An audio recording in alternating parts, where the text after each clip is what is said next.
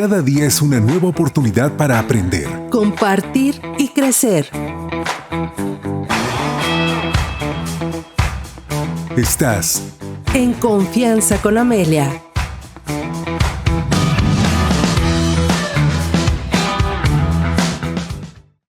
Héctor Castillo, ¿cómo estás? Hola, Amelia, muy bien, contento. En verdad también estoy con un sentimiento encontrado, ¿sabes? Sí, Por un lado está para mí en mi mente Venezuela, o sea, y todo lo que están pasando en redes sociales sobre los rescatistas y la gente que todavía están rescatando con vida, gracias a Dios.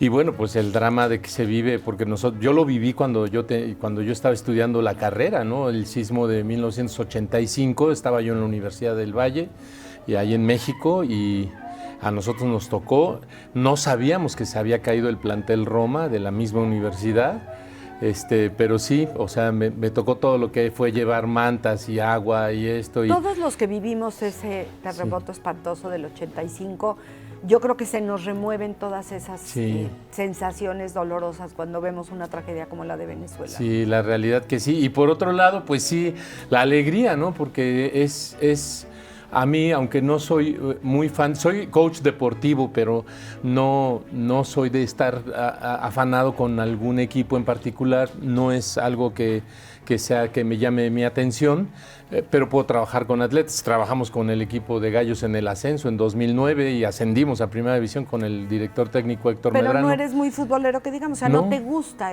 No, realmente no es algo que yo vea, o sea, lo veo porque pues todo el mundo estaba viendo a la selección y en realidad valió la pena porque creo que se dieron cosas, creo que es un plantel muy joven y los jóvenes están sacando la casta y me da gusto, en verdad a mí sí me dio gusto porque de alguna manera se rompen estas creencias que tenemos de no se va a lograr, no se va a poder. Y en realidad a mí como coach lo más importante es que las personas también se hagan la pregunta, ¿y si sí puedo ser feliz? O sea, porque de eso viene el tema, ¿no? O sea, la tolerancia a la frustración es esta creencia que yo tengo de que las cosas tienen que ocurrir como yo quiero, porque si no, pues simplemente me frustro y mi frustración voy y la reviento con alguien, ¿no? O sea, entonces en realidad hoy lo que quería, porque hemos platicado muchas veces tú y yo de esto, es como algunos ejercicios que creemos que pueden ayudar a nuestros amigos y amigas. Digo, ya no tienes tolerancia, o sea, ya te diste cuenta que estallas, que explotas, que gritas, que termina pagando a alguien las cuentas malas tuyas. Ya te reconociste intolerante. Ajá, ya te lo reconoces y dices, bueno. Y también yo lo estoy aplicando en el coaching deportivo con niños. Ahorita tengo dos niños de 13 y 14 años, uno de fútbol y otro de tenis. Ambos que tienen muy buen nivel y que quieren llegar al área profesional. Y pues de verdad que estoy trabajando estos ejercicios que te voy a platicar y yo los he visto a ellos sin ningún discurso en su mente, que no tienen este tipo de creencias limitantes, hacen lo que se les pide y van muy bien, o sea, porque esto forma carácter. Uno de los ejercicios para nuestros amigos y amigas que nos escuchan en el radio y para los que nos ven por aquí, por el Canal 10, en realidad es muy sencillo. Existen necesidades fisiológicas que de acuerdo a la pirámide de Maslow es lo primero que necesitamos satisfacer. Entonces, hablemos de comer, de beber, del frío o del calor y del sueño. Nada más esas. Ahora imagínate que te sirven la comida y a pesar de que haya algún horario para que tú cumplas en tu comida, te des 5 minutos para no comer la comida intencionalmente, pero ya con la comida servida. Porque de lo que se trata es de que te llegue el aroma, de que tu cuerpo despierte esta ansiedad por comer, porque el hambre es algo que se denota de manera muy clara. Y a pesar de esa hambre, a pesar de que dices ya me lo voy a comer ahorita, te esperes 5 minutos. Y cuando haga frío, en vez de que luego me tapo, me voy con la chamarra en la mano, pero me espero 5 minutos con el frío.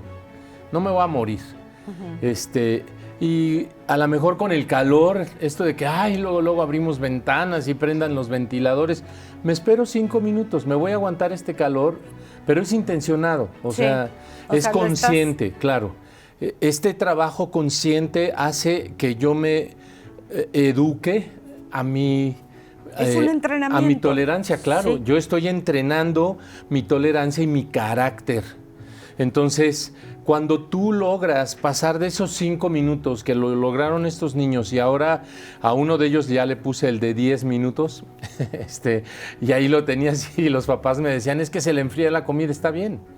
O sea, la comida se puede volver a calentar, pero lo que está haciendo tu hijo es un ejercicio sublime, porque si logras vencer las necesidades fisiológicas, que son las que hablé, porque no es ir al baño, ese tipo de cosas no, porque sí pueden generar un daño en la salud, pero el comer el 5 beber, minutos después no el pasa comer, nada. el beber, el frío, el calor y el sueño, ¿no? Que me estoy cayendo de sueño, me siento en la cama 5 minutos y entonces sí ya me puedo acostar a dormir.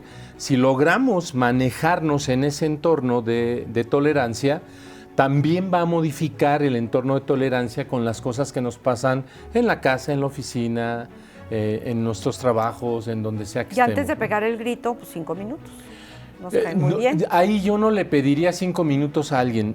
La verdad es que uno de los ejercicios es 90 segundos. De verdad, la emoción fuerte no pasa más de 90 segundos. De hecho, una emoción así como tal pasa en menos, ¿no? Pero en realidad, de todas estas creencias y todo esto que me da cuando alguien o no hizo lo que yo le pedí, o no sacó las calificaciones que yo esperaba, o cualquier cosa que haya ocurrido, o se le olvidó nuestro aniversario, o etcétera, etcétera. En ese momento yo lo que hago es esperar, decir, dame un minuto porque requiero pensar esto, y pedir ese minuto. De verdad, y te tomas 1 minuto y medio, tienes ese derecho. En 1 minuto y medio no se va a acelerar nada, no es como que vayas a cambiar el mundo, pero sí va a cambiar tu mundo interno, porque una vez que pasa el coraje, una vez que pasa el enojo, actúas de manera diferente. Claro. Tu reacción es totalmente diferente. Es ya no un manejo, reaccionas. ¿no? De tu reacción. O sea, la reacción va a existir. Sí. O sea, porque y si es coraje o si es tristeza. es un volcán, ¡fum! Sale así. Pero como volcán, tú lo puedes manejar afuera para que no estalles frente a las personas que te están viendo. O sea, esto es algo muy importante, que nosotros tengamos la capacidad de manejar el cómo tomamos ciertas situaciones. Y tú lo decías muy bien, estamos tan acostumbrados a vivir en el drama, tan acostumbrados a vivir en el victimismo, en el ay, pobre de mí, ¿qué voy a hacer? Mira esta situación. Y en realidad eso no nos ayuda, porque las palabras que usamos para definir un hecho, nuestros oídos las escuchan y nuestro cerebro programa pues toda la gestión emocional para eso que escuchó. Entonces sí puede ser algo delicado, pero no tengo por qué ponerlo como una situación de vida o muerte, ¿no? O sea, yo veo algunos aficionados tan enajenados que pareciera que el fútbol fuera como de vida o muerte, y ellos primero ni están jugando y segundo ni van a ganar nada. Y se han visto unos dramas con las porras de uno y de otro, Sí, en general en otros partidos, que realmente son capaces de hacer cosas que si no estuvieran tan exaltados no las harían. Sí, es triste porque no se saben manejar. Estamos en la cultura de la incultura, es decir, pareciera que ser ignorante es parte del manejo natural. Yo puedo permitirte que tú celebres todo lo que quieras, pero no te metas conmigo si yo no me estoy metiendo contigo. O sea, yo vi cómo cargaban a policías o cómo movían un vehículo y lo estaban zarandeando.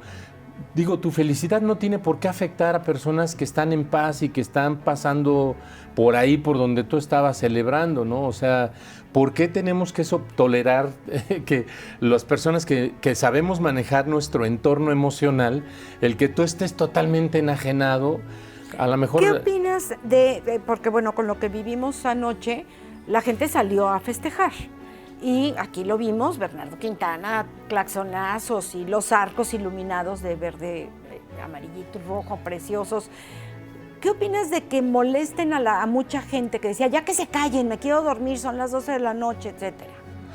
Pues yo lo que creo es que Benito Juárez de verdad nunca equivocó el camino. O sea, el respeto al derecho ajeno es la paz del mundo. O sea, tú también tienes derecho. ¿Por qué tu festejo va a ser más importante que mi sueño?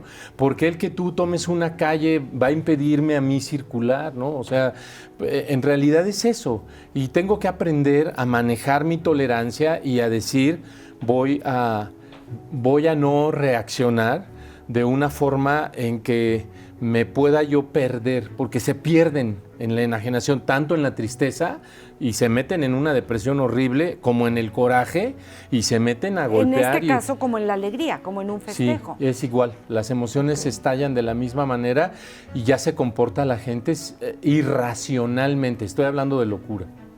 Sí, este es un tema. Entonces, 5 minutos. 5 minutitos, comida, fríos, calor o sueño. 5 minutos le doy a mi desayuno, a mi comida y a mi cena 5 minutos y de verdad que esos 5 minutos me van a ayudar a manejar mejor mis emociones, porque si controlas las necesidades fisiológicas, puedes controlar cualquier cosa. Lo demás no es fisiológico, es una idea, es una creencia. Pues ahí es una buena propuesta, ¿no? Para sí. todos los intolerantes, bueno, pues ya sabemos que sí se pueden hacer algo. Sí. Estabas comentando que estás coachando a a niños deportistas, pero también puedes hacerlo con personas que requieran ¿qué? Conseguir Normalmente una meta. las personas que quieren poner un objetivo, que se encuentran como perdidas, mucha gente que salió desempleada en esta época y que me buscan y me dicen, no sé cómo seguir, no sé, no he logrado esto, no he podido conseguir lo otro, tengo ganas de dejar esto, pero no sé cómo instrumentar eso. Para eso es el coaching, para ayudar a las personas a ver con claridad. Y nosotros no somos consejeros, o sea, yo no te voy a dar un consejo, te voy a hacer una pregunta y no te va a gustar, ¿no? O sea, entonces cuando hacemos, por ejemplo, coaching de negocios, ahorita estamos en un rancho, pues lo que hacemos es ordenar las cosas para que las familias empiecen a funcionar como empresas. Porque pues cuando hay rangos familiares es un poco más complejo y es enseñarles a manejar sus emociones y a dirigirse de una manera, pero en general es mi presente hacia mi futuro, eso es el coaching. Perfecto. ¿En dónde podemos contactar? Pues estamos en Fábrica del Éxito, en www.fabricadelexito.com y estamos en Castillo Coach en todas nuestras redes sociales y también nos pueden enviar un WhatsApp al 44 23 23 80 23 y a los que lo hagan el día de hoy les envío un documento en donde vienen algunos ejercicios para la tolerancia a la frustración. Están en pantalla, pero para los de radio 44 23 23 80 23 y todos los viernes a las 9 de la noche aquí mismo en RTQ por radio estamos con Los Ángeles Escuchan. 100.3 de FM. Muchísimas Así gracias. Es. Al contrario, Amelia, que Dios te bendiga. Gracias. Vamos a hacer una pausa, no se vayan, estamos en confianza.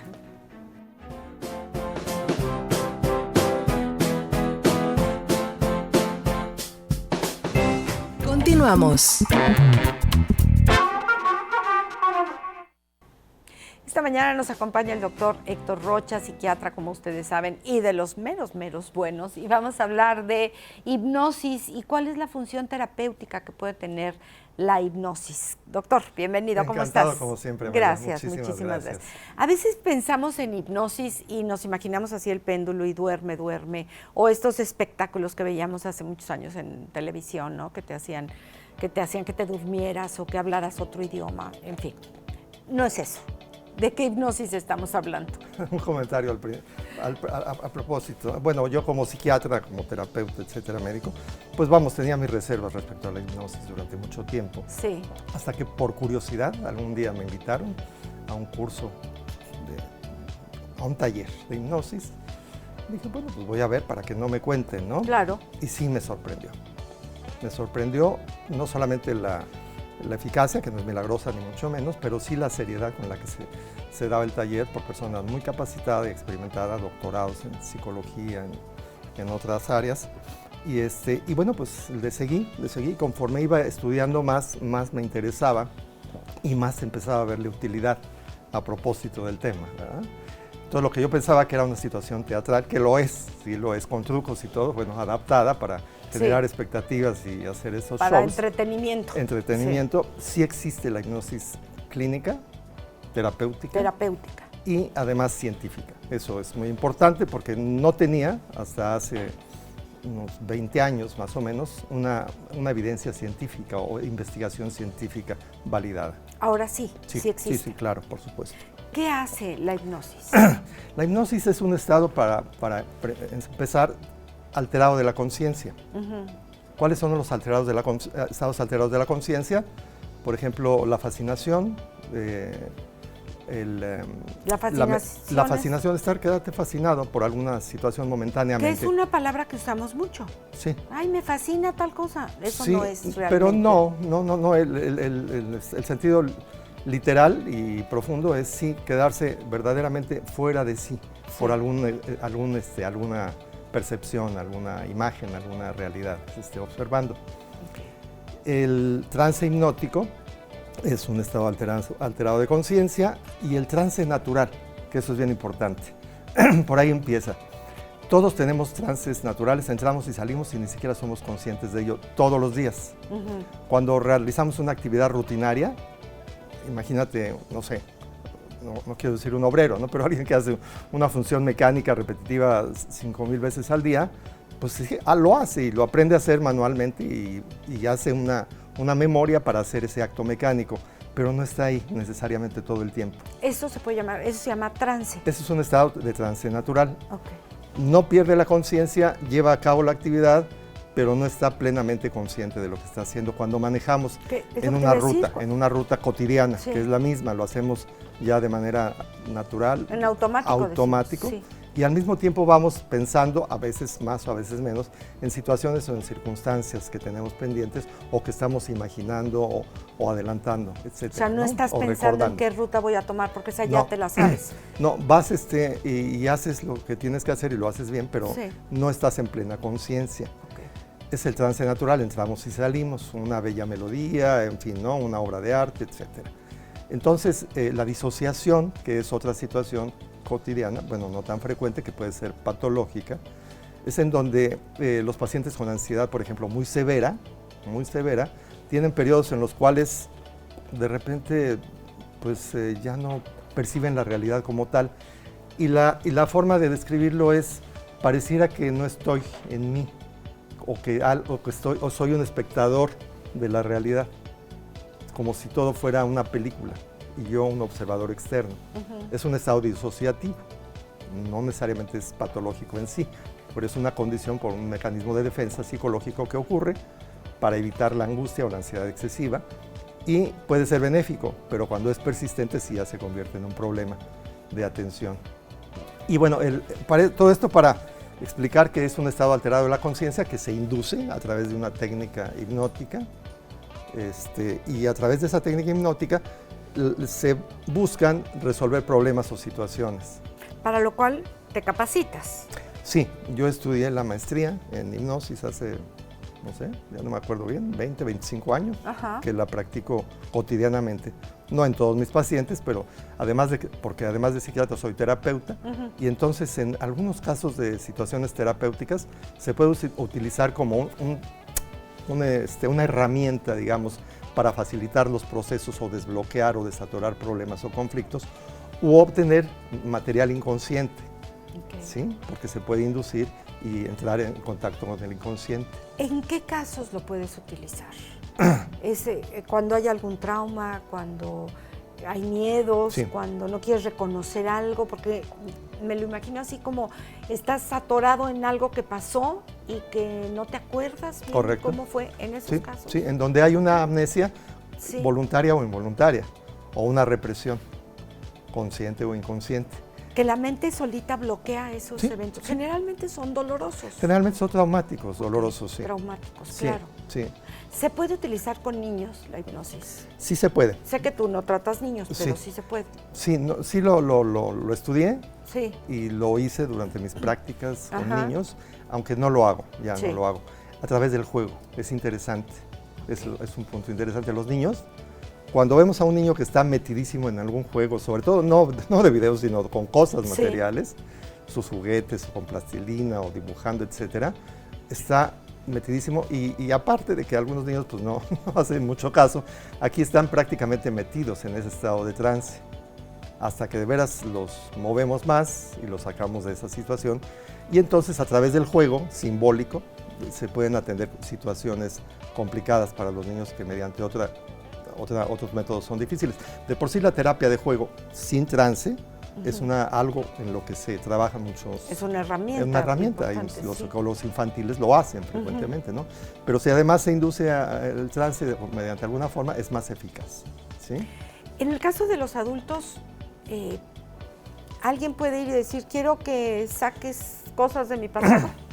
Sí, las causas más frecuentes, sí, eso puede hacerse, son fobias. Sí. A volar, es muy frecuente que me consulten por esa famosa aerofobia, ¿verdad? A viajar. No se pueden subir a un avión. A un avión, sí. A las alturas, a la claustrofobia, a manejar, que es un tipo de agorafobia. Me he encontrado con mucha gente que no puede manejar. Mucha gente, sí. Y no porque tuvieron algún evento traumático, simplemente que nunca han manejado y le tienen pavor a sentarse frente a un volante. Sí. O incluso a ser pasajeros, ¿eh? O sea, a viajar sin que ellos vayan manejando. ¿Fobias a algún animal? Fobias también específicas, también. Sí, específicas. O sea, en esos casos es una buena herramienta. En los casos de fobias es una muy buena herramienta. En los casos también de ansiedad, de crisis de ansiedad, de pánico, de diferentes tipos de ansiedad, es bastante eficaz porque induce relajación, porque favorece el encontrar herramientas o recursos que frecuentemente se tienen inconscientes o olvidados o no se han utilizado la propia persona. Entonces, no es el terapeuta el que les dice, ahora vas a hacer esto o el otro. Y eso es importante en la terapia hipnótica. Es la propia capacidad y los recursos del paciente los que se buscan recuperar a través del trance hipnótico. Qué interesante debe ser, ¿no? Tú te das cuenta como psiquiatra y como con maestría en hipnotismo, ¿se llama? Hipnosis. En hipnosis, perdón. ¿Tú te das cuenta cuando la persona está en trance y cuando está recordando o cuando está, no sé si sea la palabra correcta, desbloqueándose algo, alguna fobia? Sí. ¿Sí te das cuenta? Sí, porque ¿Qué vamos... pasa en el paciente? Ocurre frecuentemente en las sesiones hipnóticas, como el paciente no está plenamente inconsciente, esa es la diferencia entre la hipnosis ericksoniana, que es la que yo hago, a la hipnosis clásica. Okay. En la hipnosis clásica se parece, sí, a la hipnosis que vemos en los shows. Las personas no recuerdan, tienen amnesia y no responden de una manera fácil durante el estado hipnótico. ¿Están dormidos? Están dormidos. Una especie de... Sí. En la ericksoniana no. En la ericksoniana no. Están, digamos, conscientes, sí, pero en trance. O sea, puede uno entablar un seguimiento y ver con los pacientes qué es lo que está ocurriendo, qué están percibiendo. ¿Contestan los pacientes? ¿Puede haber un diálogo? Así es. Y tú vas guiando, digamos, hasta tratar de llegar al momento donde se inició un trauma. ¿Un trauma siempre se inicia en algo? ¿O puede ser que nunca pasaste por ahí? Los que nunca han manejado, por ejemplo, ¿por qué están traumados? Bueno, sí, a veces es por aprendizaje, por modelos de aprendizaje, por percepciones de situaciones que desarrollaron y que pues, esto no se puede hacer. Creencias que se adquieren, creencias limitantes, ¿verdad? Claro. Tú no vas a poder hacer esto, tú tampoco harás esto, aquello, que son operan como mandatos y se quedan como marcas, como estigmas mentales. El ver, por ejemplo, un accidente te puede llevar a yo nunca voy a manejar porque no me vaya a pasar lo mismo que vi. Sí, el estrés postraumático no solamente es para la persona que lo vive en sí, sino que lo percibe, que lo observa. Entonces también en el estrés postraumático es bastante eficaz. El dolor es otro punto importante. Con la hipnosis se puede generar o favorecer analgesia, que el propio paciente genere control de dolor o limitación del dolor. Héctor, muchísimas gracias. De verdad que yo creo que aprendemos mucho y sobre todo el saber que podemos vivir mejor, que podemos vivir sin traumas, que podemos ser mucho más felices y más adaptados a nuestro mundo. ¿En dónde podemos contactarte? En el 442-203-8348. Se los voy a repetir. 442-203-8348. Ahí está el teléfono y estás en... junto al Hospital Ángeles Perfecto. Ahí que hagan una cita en el teléfono que les di. ¿Cómo no? Muchísimas gracias. Al contrario, doctor, gracias, te lo Amalia, agradecemos como mucho. siempre. Continuamos con tema de dermatología. No se vayan, tenemos mucho más y además estamos en confianza.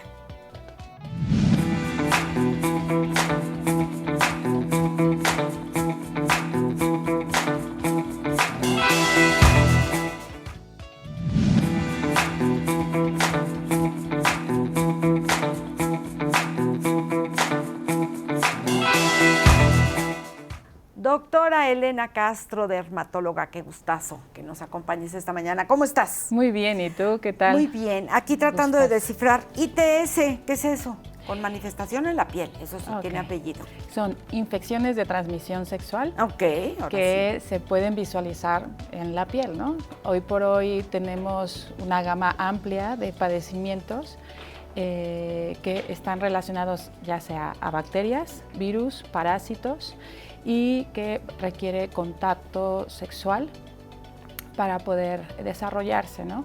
Hoy por hoy la infección de transmisión sexual más frecuente es el virus del papiloma humano, ¿no?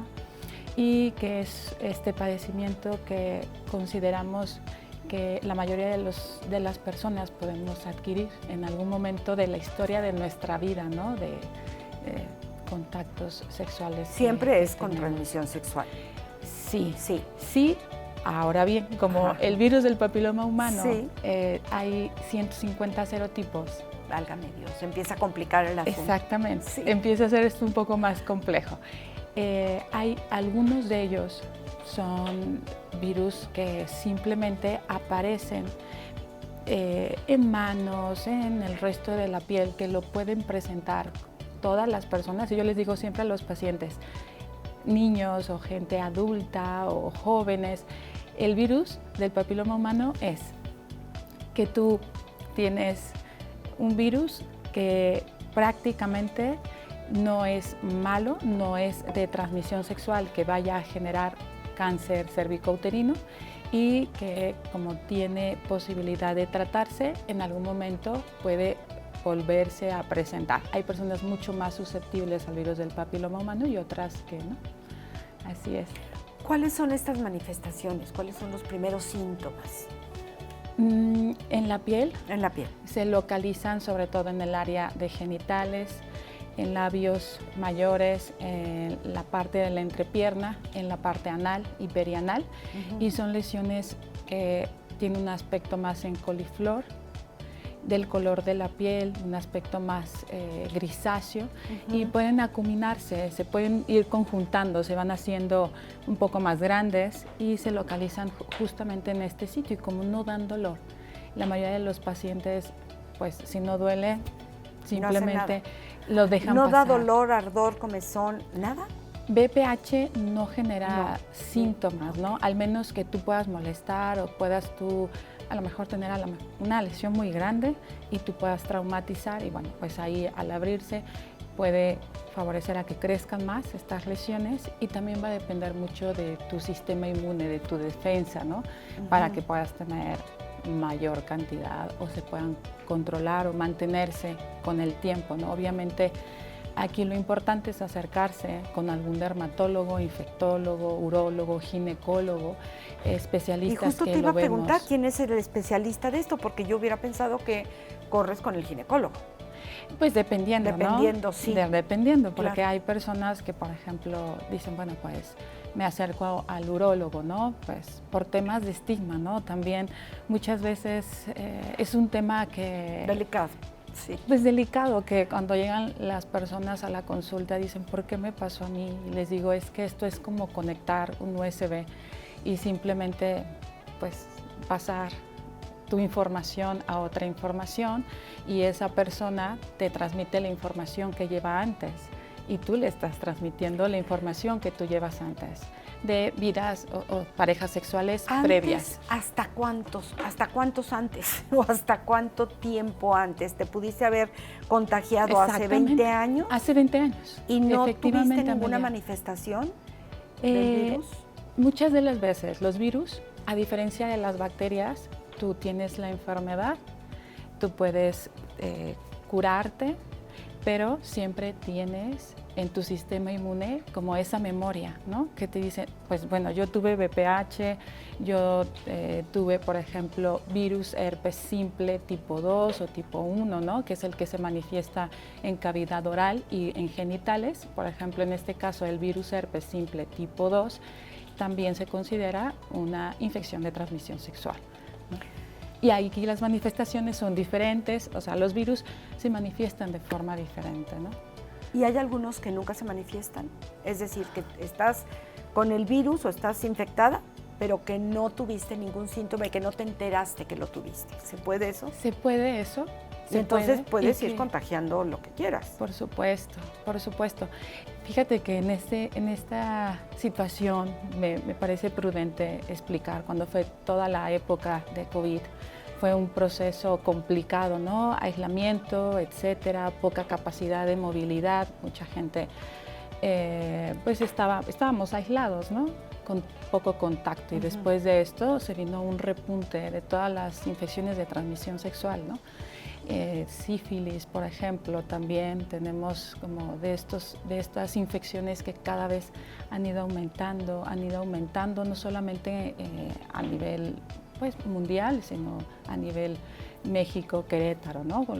Nos corresponde. O sea, ustedes lo ven seguido en consulta. Por supuesto, ¿no? Y sus manifestaciones son bien diferentes también. Por ejemplo, ahorita hablando de sífilis, cuando es una sífilis temprana, muchas veces se localiza una úlcera, como si fuese una llaga, ¿no? Para que pueda ser para más fácil. entender más fácil. En el pene, o una llaga sobre la vagina, ¿no? Sí.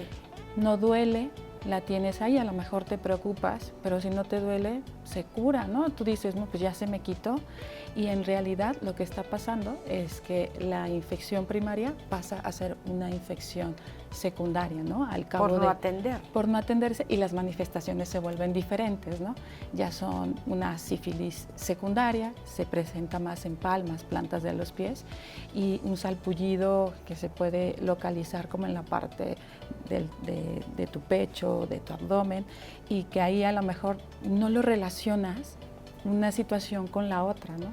Y entonces eso sí sería un signo de alarma, donde tú dices, bueno, si tengo lesiones en palmas, plantas, y puedes tener tú como esta relación previa de, ok, tuve una llaga, bueno, pues me tengo que acercar al médico, porque desafortunadamente si no hay síntomas como fiebre, algún otro síntoma, pues lo dejas pasar y se convierte en otra. Y cada vez se empeora. Por supuesto, hay sífilis terciaria, cada vez la vemos menos, afortunadamente. Bueno. Después de 20 años, si tú no trataste una sífilis, puedes llegar a tener problemas cardiovasculares, puedes llegar a tener problemas a nivel óseo, ¿no? ¿Y el tratamiento? Excelente, excelente pregunta. Excelente pregunta. Hay tratamiento, afortunadamente, tratamiento que puede depender de una sola dosis de penicilina con antibiótico, o bien podemos utilizar varias dosis de penicilina intramuscular. Entonces aquí sí que es importante tratarla. Claro. Elena, ¿cómo lo diagnosticas? ¿Se hace un estudio? Tenemos pruebas, afortunadamente, para todas ellas tenemos pruebas. Sí. Y para eso tenemos también centros que nos permiten también captar, tener oportunidad de poder ver a todo tipo de pacientes, y que es una atención gratuita, donde tú puedes ir y puedes decir, vengo a hacerme pruebas para detectar enfermedades de transmisión sexual, sobre todo en aquellas personas que tienen pues contacto sexual o vida sexual con diferentes personas. Que también cada vez se oye más. Por supuesto. ¿No? Entonces relaciones abiertas. Exactamente, y aquí entonces es importante. Ahí vas, te hacen estudios, exudado, por ejemplo, vaginal, exudado uretral, pruebas cuantitativas y cualitativas, treponémicas, no treponémicas para la parte de sífilis, ¿no? ¿En dónde están estos centros? Está Capacits, por ejemplo, que son centros que están más destinados para la detección de VIH, tratamiento y todo el seguimiento de pacientes. ¿Capacits se llama? Capacits. Y acá en Querétaro me parece que hay dos, pero también la atención en centros de salud. También son importantes, también la parte a nivel institucional o privado, ¿no? Es importante, VIH es un padecimiento que cada vez tenemos más herramientas. Ahora, cuando lo tratábamos hace muchos años, teníamos cócteles, 4, 5 pastillas, además de los tratamientos que dábamos antes. Hoy no. Ahora no. Más sencillo. Ahora somos, ahora médicamente utilizamos una sola pastilla con 3 medicamentos y yo le digo a los pacientes, si tú llegas a tener VIH, no vas a, si tú lo haces bien, tienes buen apego, buena adherencia al tratamiento, no vas a tener como no vas a morir de VIH. Morir, exactamente, no, por decir la palabra, no vas a morir de VIH, ¿no? Sí. Probablemente puedas tener algún accidente, probablemente de alguna otra situación, pero no de VIH, ¿no? Aquí lo importante me parece que es entonces la detección oportuna, el uso el uso adecuado de los medicamentos, de preservativos también, ¿no? Sí. El inicio de vida sexual ahora es mucho más temprano, ¿no? ¿Sigue disminuyendo la edad? Sí, sigue disminuyendo. Y entonces ahí es una responsabilidad social, una responsabilidad de padres, el cuidado del abuso sexual también en pequeños, también que logramos observar. Y pues es una tarea conjunta, es una tarea de todos en general, ¿no? El tener la apertura, tal vez con los hijos, el poder expresarlo, el que los hijos también, si no tienen esa posibilidad o como persona dices, no quiero que nadie se entere, que tú puedas acercarte a estos centros para que se te pueda orientar del uso del preservativo, cómo se utiliza, preservativos para mujeres, preservativos para hombres, que tú sepas que es una atención que debe de ser confidencial y que cualquier persona puede asistir. Porque además son temas ya de por sí que se han mantenido como en el secreto, como en el qué pena, qué van a decir, y entonces no se hablaban de estos temas, ¿no? Sí. Entonces por eso estos espacios no nos gustan, no queremos enfermar, no, y de estas cosas menos, pero hay que hablarlas. Y no se hablan, no se hablan, y ahora mucha gente por ejemplo, se divorcia, ¿no? Sí. Y entonces está reiniciando nuevamente su vida a los 45, 50 años y otra vez iniciar como nuevas parejas, saber cómo moverte en ese ámbito nuevamente, ¿no? Y saber que puedes tú impactarte, ¿no? Doctora Elena Castro, muchísimas gracias, dermatóloga. Gracias. ¿En dónde te podemos contactar? Estoy en Centro Sur, en la Torre 2, consultorio 13, 1309 y los números 4461-070909. A ver, otra vez, 4461 07 0909. Así es, y en redes sociales estoy como Elena Der, Capillary Skin Center o bien doctora Elena Castro Cro. Perfecto, muchísimas gracias. Gracias a ti. Te agradecemos Muchas mucho. gracias. Hacemos una pausa, no se vayan, estamos en confianza.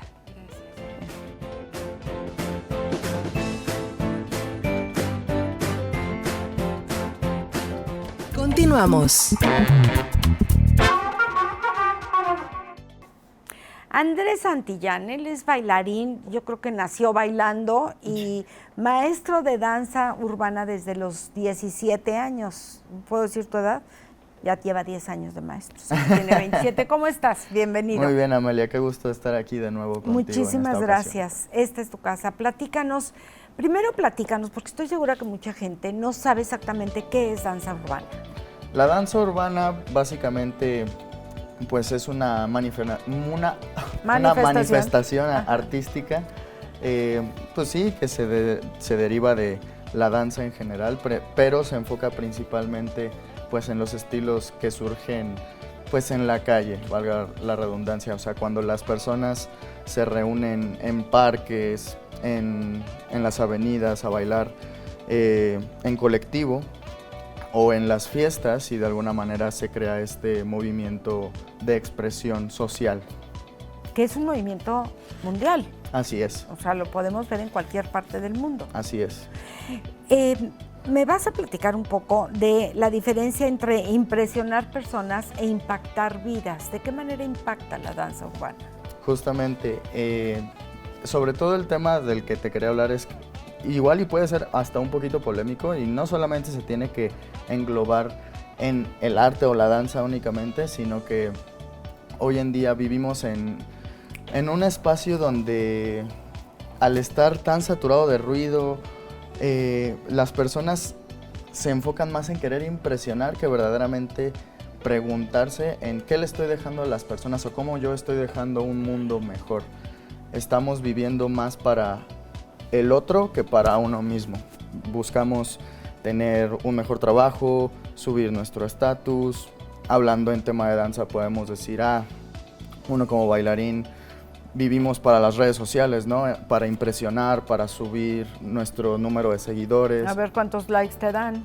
Exactamente. Sí. En lugar de verdaderamente preguntarnos qué es lo que nosotros como bailarines, como artistas o como personas estamos dejando a nuestras audiencias, a las siguientes generaciones.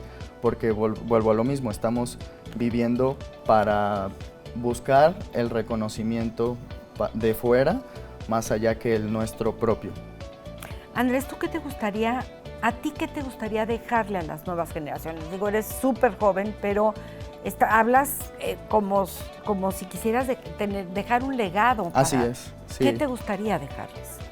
Fíjate, Amelia, que desde que yo decidí dedicarme a la docencia, por encima de querer sentirme más o, pues sí, sentirme superior que las demás personas, yo tenía este sentido de mejora continua, de decir, ok, ¿cómo puedo yo ir escalando en el tiempo?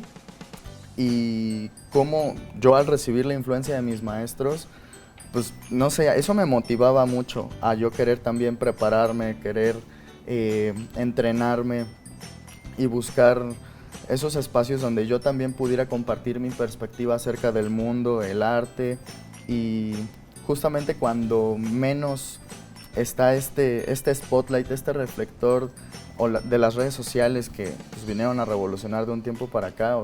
Creo que muchas personas, a mí me gusta decir que quiero ser el maestro que a lo mejor no tuve en diferentes espacios, uno que te pueda brindar una confianza que a lo mejor tú todavía no tienes, que te ayude a abrir tu perspectiva del mundo, que te ayude a mejorar, que te ayude o te motive simplemente a dar lo mejor de ti por encima de darte órdenes o decirte que estás haciendo las cosas mal o cómo las puedes hacer mejor, pero con un sentido que te transforme a ti como persona antes que, pues para darme gusto, ¿sabes? Claro. Yo creo que eso es lo más importante Para creerte para mí. el muy. Exactamente, No. sí. Seguramente tuviste maestros que te impactaron o que te motivaron o que fueron un ejemplo a seguir en tu vida. Uh-huh. ¿Eso te gustaría hacer con tus alumnos? Sí, incluso es curioso porque tuve una plática que yo di para el TEC de Monterrey donde me hicieron esa misma pregunta. ¿Donde das clases también? Así es. En el TEC de Monterrey. Sí. Y más que pensar en maestros en este plano físico, hay muchos maestros dentro del mundo de la ciencia ficción, películas, series, que a mí me inspiran mucho y yo creo que a través de ellos fue que decidí pues sembrar ese ejemplo en mí, ¿sabes? Pues yo creo que el tener ese poder de inspiración en las personas es algo que con lo que a mí me llena mi propósito, valga la redundancia. ¿Qué te deja a ti la danza?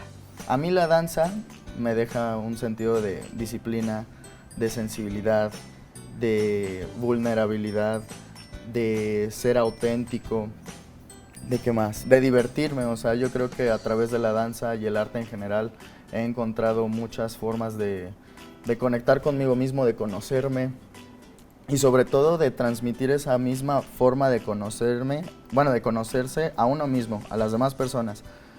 Si les funciona, excelente, y si todavía no lo descubren, que se den la oportunidad de hacerlo. Es una danza que algunas personas te pueden ver así como, ay, eso no es danza. O sea, danza el ballet, danza el jazz, ¿no?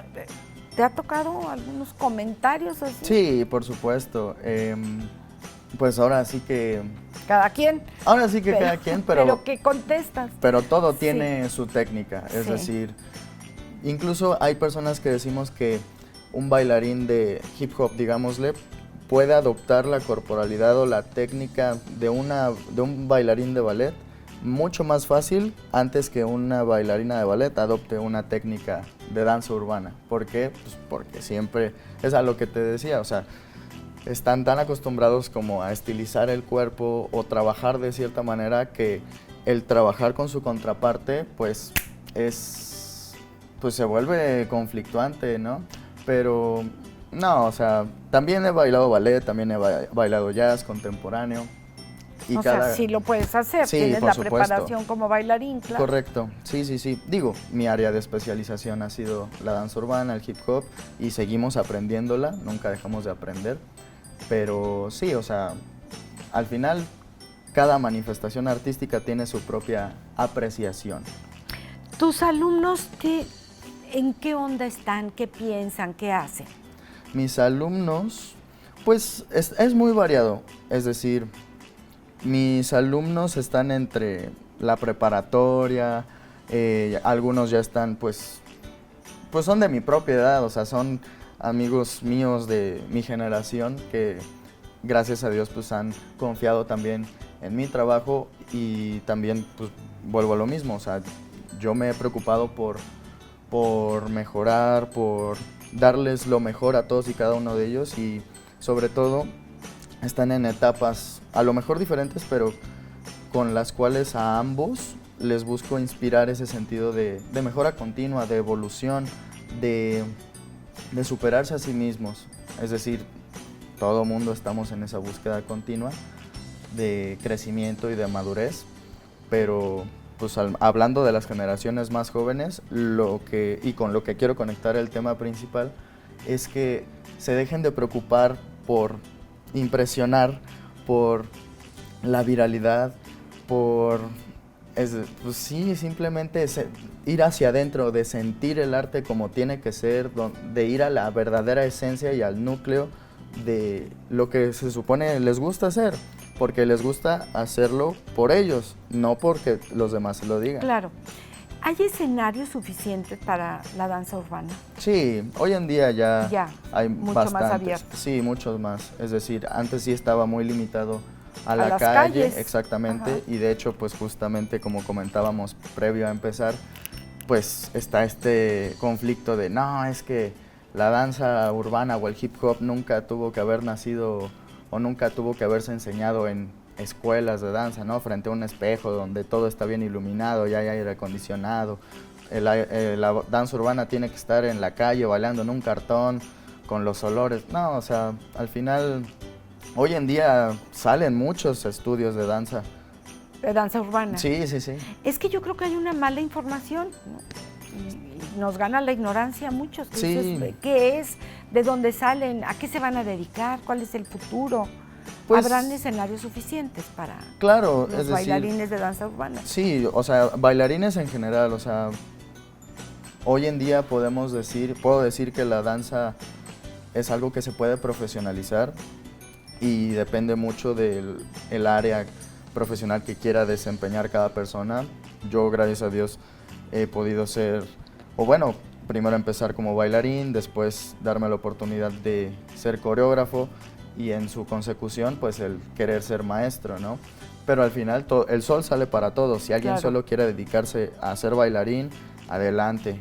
Coreógrafo, dale. Claro, hay para todos los gustos. Exacto. Incluso hoy en día, pues sabemos que a través de las redes sociales hay quienes, pues a lo mejor ahí ya profesionalizan de manera diferente su manifestación o su expresión artística, pintando, cantando, bailando, lo que sea. Claro. Uh-huh. ¿En dónde podemos localizarte? ¿En dónde se pueden poner en contacto? ¿Es para hombres, para mujeres, para todos? Para Cada todos, vez vemos para a todas más, las a edades. más chicas, ¿no? Sí. A más chicas, a más mujeres, que antes era como muy de hombres, sí. Pues no, yo creo que Siempre la danza... han habido... El estigma natural es que la gente piensa que las mujeres son las que se dedican más a la danza que los hombres, pero no, o sea, hablando de danza urbana es universal. Yo creo que hay mujeres en la cultura urbana que han influenciado mucho, así como con el mismo peso que los propios hombres. Y yo hubiera pensado que más hombres iniciaron esto de la danza urbana. Pues Estoy mal informada, ¿eh? A lo mejor lo veo en películas y digo, pues todo bien. como, igual hay muchos documentales que pueden funcionar. Claro. Sí. Y además, qué bueno, pues enterarnos y cultivarnos más sobre este tema. ¿En dónde te localizamos? Yo principalmente en Instagram como Andrés Santillán MX. Después de mi nombre, inmediatamente pegado mi apellido Santillán MX.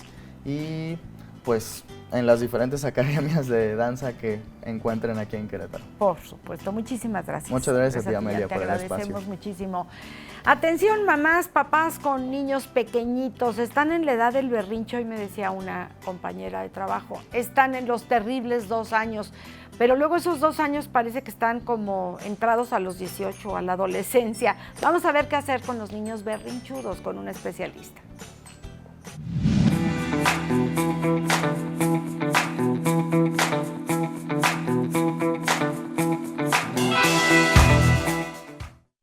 Fernanda Peñalba, qué gusto tenerte aquí, psicóloga infantil, ¿cómo estás? Muy bien, ¿y tú, Amelia? Bueno, buenos días. También muy bien, aquí con las quejas de compañeras de trabajo y de gente del auditorio que habla de berrinches, por favor. Y aquí está la experta para hablar de berrinches. ¿Es natural que un niño haga un berrinche? Totalmente natural. Es tan natural como que un niño aprenda a caminar, ¿no? Durante muchos años no había tanta información o tanta evidencia de qué pasaba en el tema conductual o emocional relacionado con la maduración del cerebro. Sin embargo, por ejemplo, desde hace muchísimos años sabemos perfecto todos los procesos motrices y cognitivos que los niños tenían que lograr, ¿no? Entonces, pues hace 30, 40 años todo mundo sabía que un bebé a los 6 meses ya se tenía que sentar, o un bebé a los 10, 12, 14 meses ya podía caminar. Y eso, cuando un bebé no caminaba, por ejemplo, al año y medio, que es cuando termina, pues nadie se preguntaba qué están haciendo mal esos papás o qué les está faltando. Todo el mundo lo que pensamos es qué necesita este bebé, qué está fallando neurológicamente y cómo lo ayudamos. Y en los berrinches, siempre la idea ha estado en, cuando un niño hace berrinche lo están educando mal, ¿no? Sus papás no están sabiendo hacer algo. Es culpa de los papás. Es culpa de los papás, no le están poniendo límites. Con la mirada te educaban. Pues sí, pero ya no son esos tiempos. Y además, a ver, a lo mejor en otros tiempos con la mirada nos controlaban en público. Claro. Pero pues también de pronto adentro pasaban otras cosas que no se sabían. Que no era fácil manejarlas. Hoy en día sabemos que así como los niños tienen un proceso de maduración en su cerebro para poder caminar, para poder hablar, para poder desarrollar cualquier aprendizaje, el mismo proceso de maduración sucede para regular sus emociones. Y los berrinches son una parte de la desregulación que el cerebro vive por falta de madurez en el cerebro. Entonces, sí, 100% normales. Me atrevo a decir que el 100% de los niños los presentan. Claro que hay personalidades más fuertes que presentan berrinches más intensos, más frecuentes, más intensos, y hay personalidades que sus berrinches son más manejables, pero todos los niños, principalmente justo en estas etapas entre 18 meses a 4 años y medio, 5, es la etapa totalmente normal en la que por la maduración y la conexión entre el córtex prefrontal y la amígdala se presentan los berrinches. Ahora, ahorita dijiste algo bien importante. ¿Por qué seguimos a los 11, 12, 14, 16 años con berrinches que a lo mejor... 40, 50, 60, porque mira que los hay berrinchuditos. Totalmente. Con berrinches que a lo mejor ya deberían de haber sido, pues, si no 100% extinguidos, sin más manejados. Y eso sí tiene que ver con lo que los papás hacemos en esta etapa. ¿Qué hacer? ¿Qué hacer? Justamente. Un poco, a ver, y hago mucho referencia al caminar, porque creo que así como nos es tan claro mi bebé no camina no porque algo esté haciendo mal yo, sino porque se tiene que desarrollar a la par, que si yo amarro a un bebé a una silla y nunca lo dejo moverse, pues tampoco va a aprender a caminar, porque tiene que haber esta parte de estimularlo. Las condiciones, ¿no? Claro. Exacto. Lo mismo con los berrinches. Así como es normal que se presente el berrinche en esta etapa, si yo no voy haciendo cosas que favorezcan que mi niño vaya desarrollando cada vez más su córtex prefrontal, pues sí, probablemente pase la etapa en la que esto era normal y esperado y se siga instalando esto, ¿no? Entonces, ¿qué hacer? Lo primero es entender que nuestros niños necesitan corregularse. Cuando hablamos de regulación emocional, hablamos mucho de la autorregulación, ¿no? Muchos papás que me buscan para asesoría o para llevar a sus hijos a talleres de emociones me dicen, es que necesito que aprenda a manejar sus emociones. Para que un niño aprenda a manejar sus emociones y autorregularse, tiene que empezar por corregularse. La corregulación es lo que yo logro a partir de que mi mamá o mi papá estén acompañándome en el berrinche, presentes, enseñándome cómo poder tranquilizarme, ¿no? Una de las primeras herramientas prácticas y sumamente sencillas para la corregulación es el contacto físico. Los chiquitos saben perfecto que eso los ayuda a calmarse y por eso muchas veces los niños chiquitos cuando están en un berrinche piden un abrazo, que los cargues, te piden ser tocados y muchas veces los adultos nos confundimos pensando que si lo abrazo, si lo cargo, si le doy un beso, si lo contengo físicamente es como un premio en medio de un berrinche. Como que ya me ganó y no es así. Y es como lo voy a consentir cuando está haciendo un berrinche y no es consentir. El darle contención física a un niño es ayudarlo a empezar a regularse, ¿no? ¿Qué es lo que no puedo hacer o qué es lo que no debo de hacer para no ceder al berrinche? No darle el objeto del berrinche, ¿no? Por ejemplo, mi hijo está llorando porque quiere que le dé un dulce. El dulce no se lo voy a dar si yo ya decidí que hoy no hay dulce por la razón que sea, ¿no?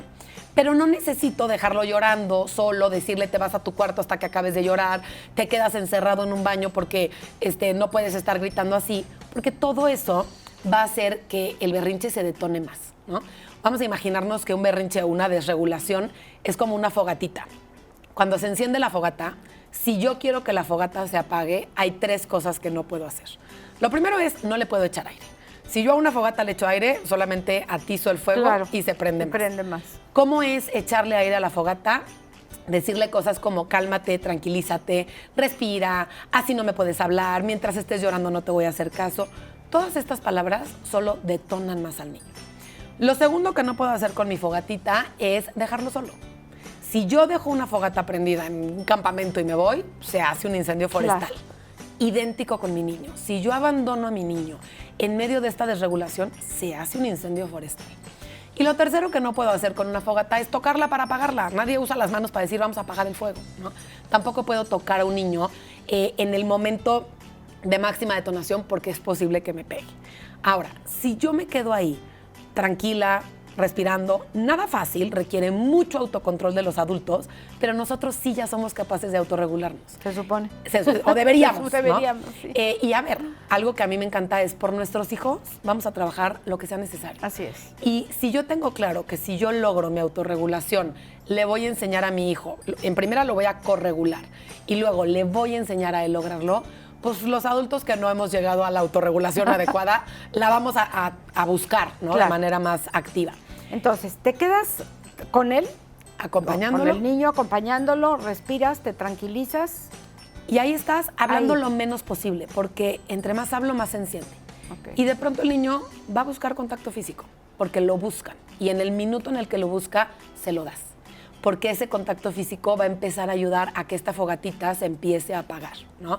Es como un poquito el decir, no puedo tocar el fuego prendido, pero cuando ya quedan las últimas llamitas, sí puedo pisarlas para que no se vuelvan a encender. Eso es exactamente. Entonces ahí es cuando viene el abrazo y la contención. El abrazo y la contención. Y no doy el dulce. No le vas a dar el dulce. Y entonces no estoy promoviendo el objeto del berrinche, pero sí estoy acompañando emocionalmente a mi hijo en el berrinche. Porque el problema que veo yo con algunos papás es que hacen tal escándalo los niños que son expertos en manipular, porque hay unos que sí es berrinche y otros es a ver hasta dónde llego, ¿no? Que hacen tal escándalo que la mamá o el papá cede y dice, ay, mira ya, con tal de que se calle, ahí está el dulce, 3 dulces más, pero ya cállate. Eso está terrible, o sea, eso no le va a servir al niño en su educación. A ver, es que aquí hay algo interesantísimo. Los niños aprenden a manipular ya a edades más avanzadas, ¿no? Por ejemplo, un bebé, un niño de 2, 3, 4 años, todavía no saben manipular. La manipulación entra cuando ya se desarrollan ciertos procesos cognitivos entre los 6 y los 7 años. Y la manipulación surge justamente porque el niño descubre que su conducta lo ayuda a obtener algo. Entonces, tal cual, lo que es terrible es que como papás no podamos ser firmes, porque entonces, pues sí, podemos voltear como papás a decir, es que tengo un hijo terriblemente manipulador.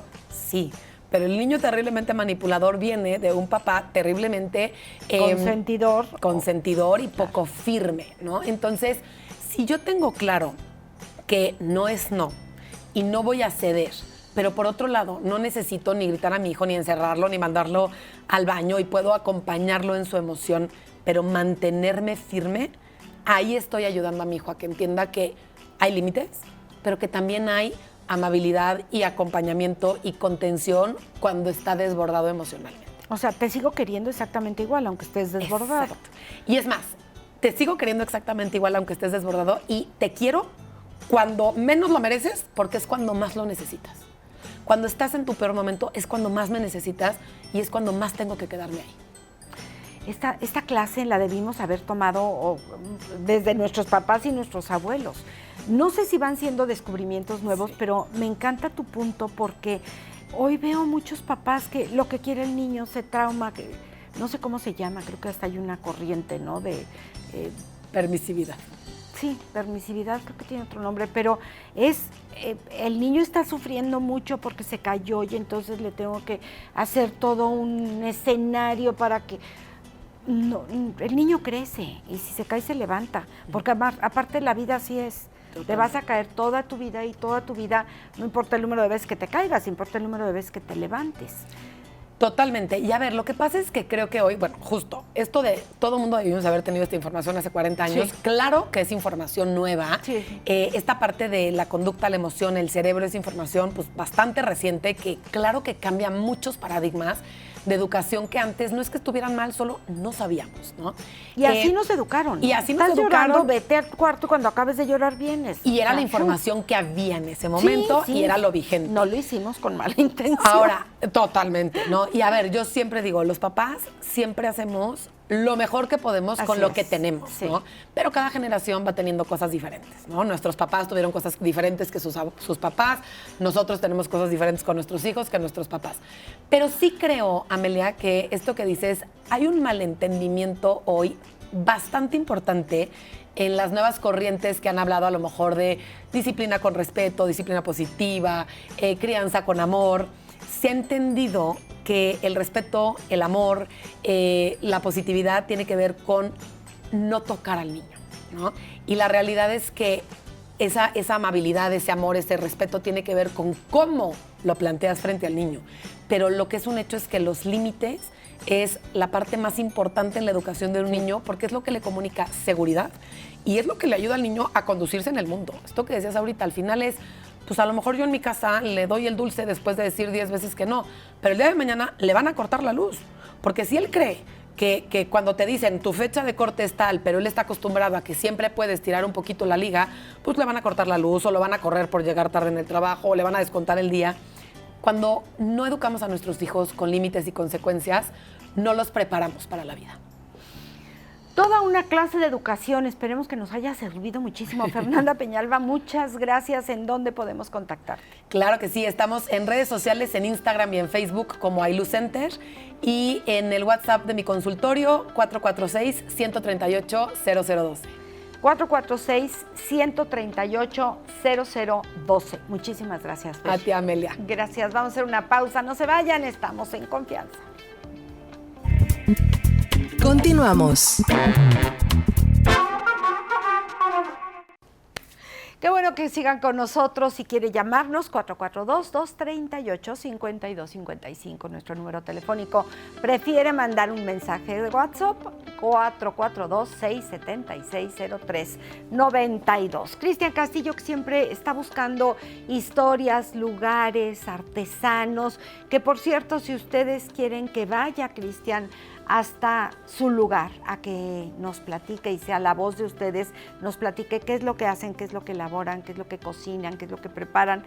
Bueno, pues aquí con nuestros teléfonos o en Cristian Comunica. Vamos a ver el día de hoy a dónde se nos fue este muchachito. Vamos con él.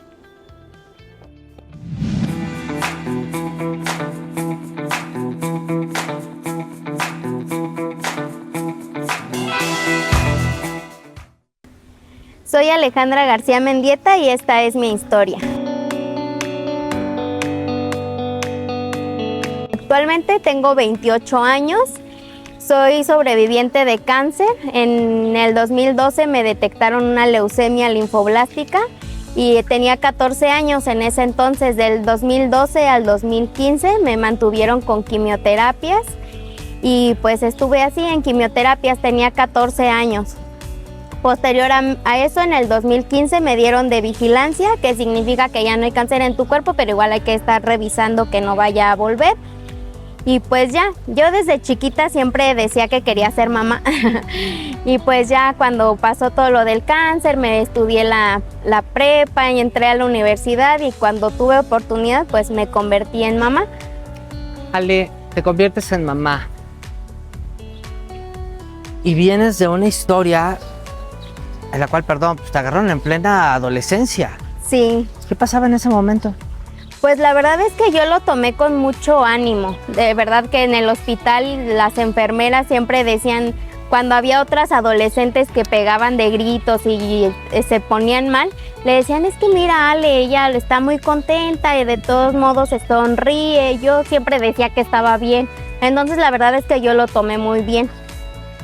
Decides tener una familia. Sí. ¿Cuántos hijos? Tengo 2. La verdad es que también con mucho miedo, porque sí me da miedo el hecho de pues los genes y así, que me da mucho pendiente que vayan a pasar por lo mismo, se enferman o algo y ya luego yo estoy así con mucho miedo, pero pues finalmente es lo que le digo a mis familiares, es algo pues que está ahí y de cualquier manera te puede pasar algo. Entonces digo, pues hay la posibilidad de que te enfermes o algo, pues ahí está. Entonces intento correrla de mi mente. Ale, y platícanos justamente, decides emprender un negocio.